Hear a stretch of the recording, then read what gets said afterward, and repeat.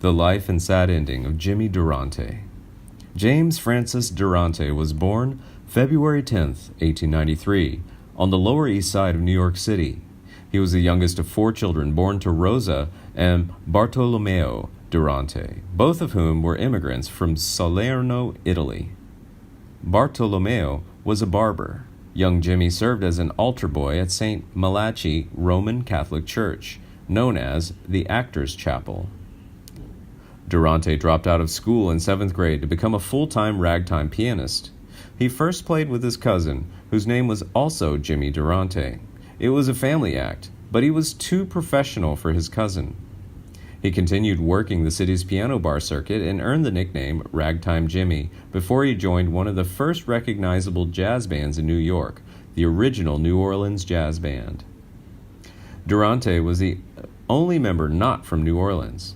His routine of breaking into song to deliver a joke, with band or orchestra chord punctuation after each line, became a Durante trademark.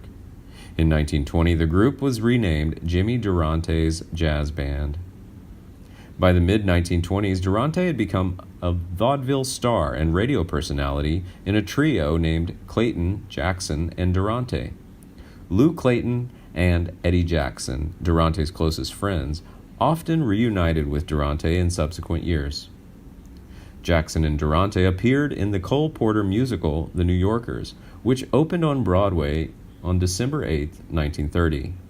Earlier the same year, the team appeared in a movie, Roadhouse Nights, ostensibly based on Dashiell Hammett's novel Red Harvest. By 1934, Durante had a major record hit with his own novelty composition, Inka-Dinka-Doo, with lyrics by Ben Ryan. It became his theme song for the rest of his life. A year later, Durante starred on Broadway in the Billy Rose stage musical Jumbo. This comedy bit also reprised in his role in Billy Rose's Jumbo, likely contributed to the popularity of the idiom, the elephant in the room. Durante also appeared on Broadway in Showgirl 1929, Strike Me Pink 1934, and Red, Hot, and Blue 1936. During the early 1930s, Durante alternated between Hollywood and Broadway. His early motion pictures included an original Rodgers and Hart musical, The Phantom President 1932, which featured Durante singing the self-referential Schnozola. He initially was paired with silent film legend Buster Keaton in a series of 3 popular comedies for Metro-Goldwyn-Mayer, Speak Easily, 1932, The Passionate Plumber, 1932, and What, No Beer, 1933, which were financial hits and a career springboard for the distinctive newcomer. However, Keaton's vociferous dissatisfaction with constraints the studio had placed upon him, his perceived incompatibility with Durante's broad, chatty humor, exacerbated by Keaton's alcoholism, led the studio to end the series. Durante went on to appear in The Wet Parade, 1932, Broadway to Hollywood, 1933, The Man Who Came to Dinner, 1942, playing Banjo, a character based on Harpo Marx, and Siegfried Follies. In 1934, he starred in Hollywood Party, where he dreams he is Schnarzan, a parody of Tarzan, who was popular at the time due to Johnny Weissmuller films.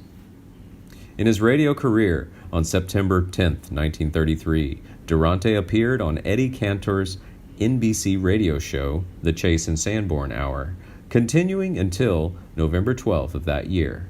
When Cantor left the show, Durante took over as its star from April 22nd to September 30th, 1934. He then moved on to the Jumbo Fire Chief program, 1935 to 1936. Durante teamed with Gary Moore for The Durante Moore Show in 1943. Durante's comic chemistry with the young, brush-cut Moore brought Durante an even larger audience. "That's my boy that said that" became an instant catchphrase, which would later inspire the cartoon Augie Doggie in Doggy Daddy. The duo was one of the nation's favorites for the rest of the decades. Their Armed Forces Radio Network command performance with Frank Sinatra remains a favorite of radio show collectors today. Moore left the duo in mid-1947, and the program returned October 1st, 1947, as The Jimmy Durante Show.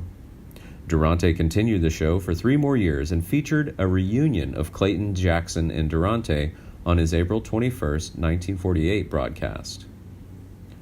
Although Durante made his television debut on November 1st, 1950, he continued to keep a presence on radio as a frequent guest on Tallulah Bankhead's 2-year NBC comedy variety shows, The Big Show. From 1950 to 1951, Durante was the host once a month, alternating with Ed Wynn, Danny Thomas, and Jack Carson, on Wednesday evenings at 8 p.m. on NBC's comedy variety series 4-Star Review. Jimmy continued with the show until 1954.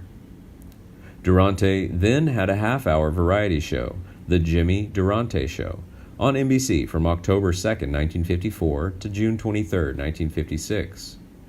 Beginning in the early 1950s, Durante teamed with sidekick Sonny King, a collaboration that would continue until Durante's death.